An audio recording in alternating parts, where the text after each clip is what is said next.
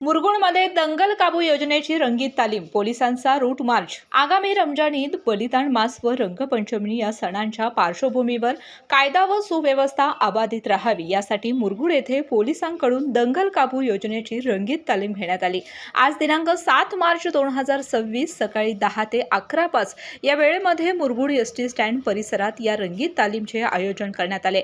यावेळी दंगल काबू करण्यासंदर्भातील विविध प्रात्यक्षिके सादर करण्यात आली. त्यानंतर पोलिसांकडून शहरात रूट मार्च काढण्यात आला. हा route march Murgud ST stand, Tukaram Chowk, Jamadar Chowk, Patil colony, Shivtirth, Murgud Naka, मुख्य बाजारपेठ, कबरस्थान, मशीद रोड या मार्गाने काढण्यात आला. या दंगल काबू योजना व रूट मार्चसाठी मुरगुड पोलीस ठाण्याकडील 1 अधिकारी, 18 पोलीस अंमलदार व 22 होमगार्ड उपस्थित होते.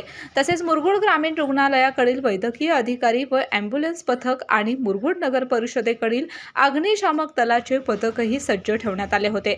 सदर रंगीत तालमीनंतर उपस्थित अधिकारी, पोलीस अंमलदार व नागरिकांना या उपक्रमाचा उद्देश आणि महत्त्व समजावून सांगण्यात आले.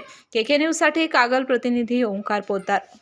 बाळ, फ्रीजमधून श्रीखंड काढ ना. आम्ही पूर्वी घरीच बनवायचो श्रीखंड.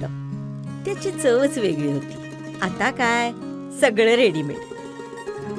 आजी, हे श्रीखंड खाऊन बघ. आज तुझ्या आईनं घरीच बनवलं की काय? हे आहे गोकुळचं श्रीखंड. अगदी जिभेवर रेंगाळणार. जिभेवरच नाही तर मनावरही रेंगाळणार. गोकुळ श्रीखंड, मनावर रेंगाळणार.